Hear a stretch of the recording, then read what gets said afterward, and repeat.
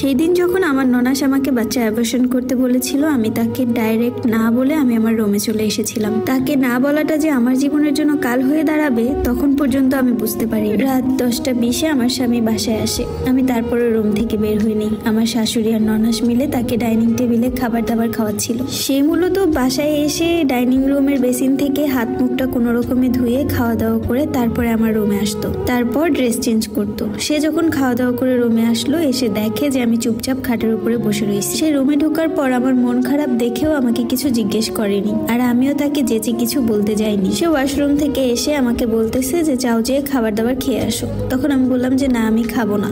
সে আমাকে বললো কেন খাবে না? আমি বললাম আমি যদি এখন খাবার খেতে যাই, খাবারের সাথে কোনো ওষুধ মিলিয়ে আমার বাচ্চাটাকে নষ্ট করে ফেলবে। তখন আমার স্বামী আমাকে কোনো কথা না বলে ঠাস করে আমার গালে একটা চটকনা মেরে বসে আর বলে, তোর এত বড় সাহস, আমার মা বোন তোর ক্ষতি করতে চায় নাকি তুই আমার ভবিষ্যৎ নষ্ট করতেছিস? এই থাপ্পড়টা খেয়ে হাতটা গালের মধ্যে রেখে আমি তার দিকে তাকিয়ে রইলাম, আর আমার চোখ দিয়ে অনাবরত পানি পড়তেছে।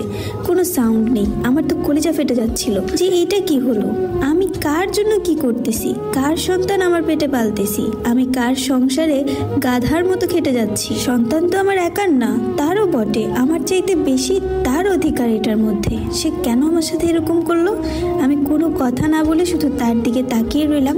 আরও সে যেন আমাকে কি কি বললো আমার কোনোটাই মাথায় ঢুকলো না। শুধুমাত্র আমি তার দিকে তাকিয়ে তার মনোভাবনা বুঝতেছিলাম। সে আমাকে যতগুলো কথা বলছিল তার চোখ মুখ ভঙ্গিমা এমন ছিল সে রাস্তার একটা কুকুরকে কথা শোনাচ্ছে। তার কথাগুলো সহ্য করতে না পেরে তারপর আমি মুখ খুলে বললাম, তোমার বাসায় বিয়ে হয়ে আসার পর থেকে আমি গাধার মতো খেটে যাচ্ছি। বাসার বুয়াকে পর্যন্ত তোমার মা বোন বের করে দিছে।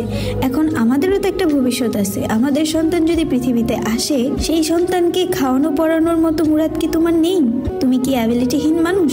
তুমি কি টাকা পয়সা ইনকাম করো না, নাকি তুমি কাপুরুষ? এই কথা বলার পর সে আমাকে আরো 2টা চটকনা মারে। তারপর আমাকে খাটের উপরে ধাক্কা মেরে ফেলে সে রুমটা থেকে বের হয়ে যায়, দরজাটা থাম করে খুলে।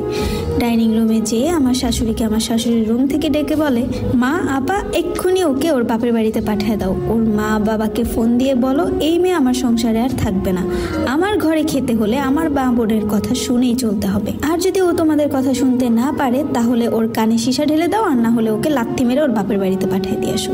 ভাই রে ভাই, এই কথাগুলো যে কি পরিমাণের কষ্ট দেয় একটা পরের মেয়েকে, যখন তার স্বামী তাকে বাড়ি থেকে বের করে দিতে চায় আর বলে মা বোনের কথা শুনে চলতে হবে, আর না হলে স্বামী সংসার করবে না। এটা একমাত্র সেই মেয়েটাই বুঝে যে মেয়েটা নাকি অপারগ হয়ে থাকে, যে মেয়েটার স্বামীর সংসার ছাড়া আর কোনো গতি থাকে না। তারপর আমি রুম থেকেই আমার বাবাকে ফোন দিলাম। ফোন দিয়ে কান্নাকাটি করে বললাম যে